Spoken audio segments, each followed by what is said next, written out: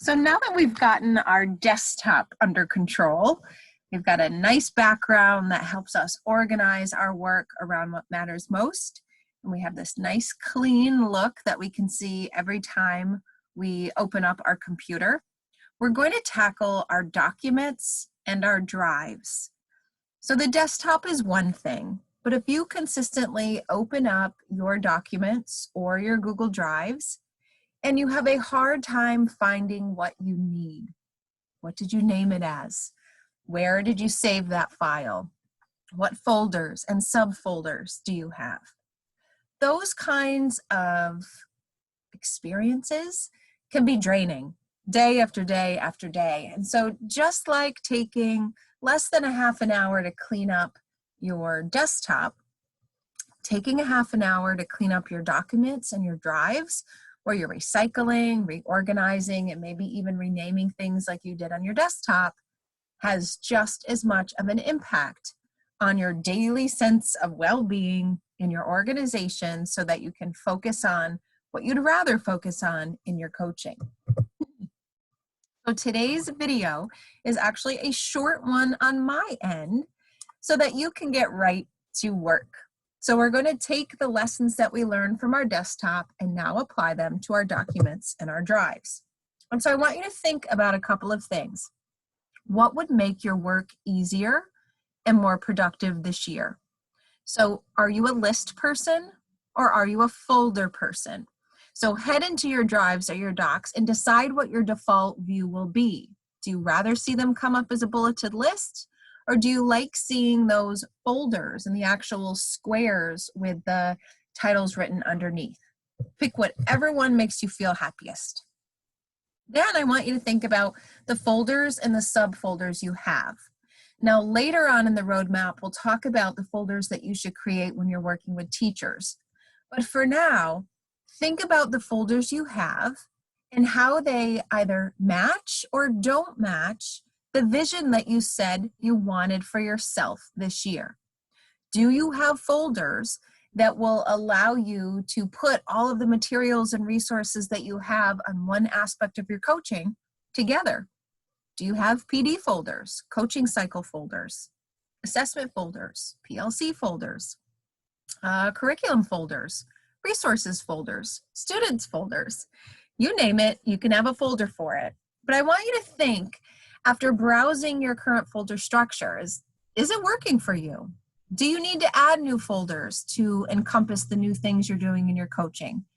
Do you need to combine some together or delete some completely? Create the folders and the subfolders that you need so that you feel confident moving into these new aspects of your coaching role. And if you prefer, you can color code them. So Google Drive lets you do this quite easily. Maybe you have different colors for different aspects of your coaching, or maybe you have different colors for the different grade levels you work with. If that's something that sounds like it would make you happy and it would work for you, spend some time assigning colors to your folders as well. And one of my other tips, especially when working in Google Drive, is to star those that you use often. There's one folder that I am in a lot, and it's embedded. So I've got a folder for my university work, and then a folder for each of my courses, and then a folder for each of my modules within there. And sometimes it just takes too long to get to the folder. So I like to star the folders that I use often so that I can get to them easily. Think of it as a desktop for your digital drives. It's one way to help you get to what matters most the quickest. Now, another thing for organizing your drives, we often get a lot of documents in Google, right? And we get a lot of things that are shared with us. One of the tricks that I recommend, one of the hacks that I recommend is as soon as something is shared with you, add it to your drive and organize it right away. Because that way you're not browsing through all of the documents that were shared with you in order to find the one that you needed most. So make it a habit of going to your shared folders and just getting rid of them. Delete them if you don't need them, add them to your drive if you do, and that decreases the clutter that you'll find in that space. And then of course, dump anything that needs trashing. I like this little trick. I like to sort my documents by date. And then I scroll all the way to the bottom to get to the oldest documents, which can be years old. And if I haven't opened it or edited it in quite some time, chances are I don't need it.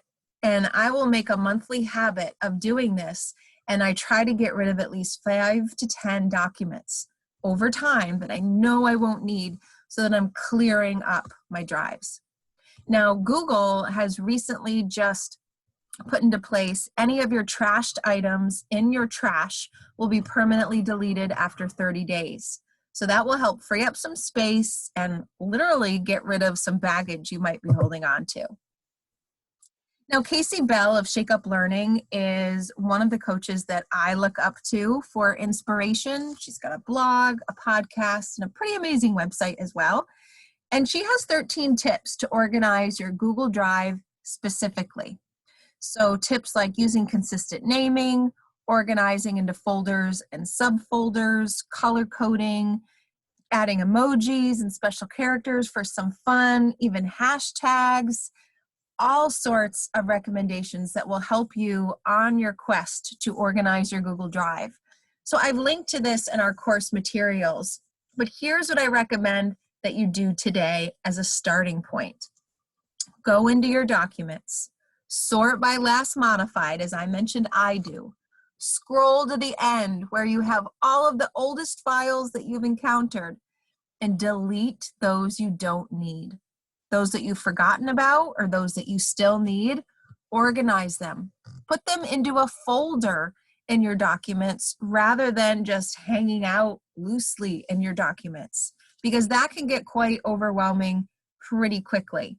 So think about where those documents can go in terms of your folder system. And if you need to add new folders to accommodate them, then go ahead.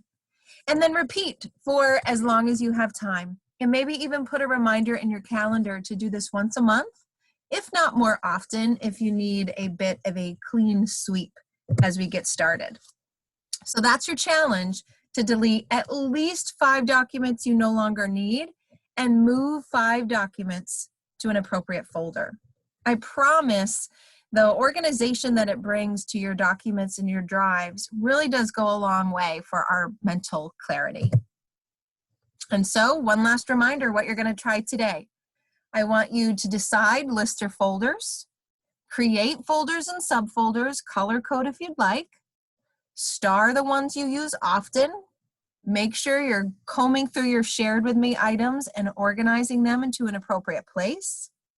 Dump anything that's trash, and your challenge is to delete 5 and reorganize 5.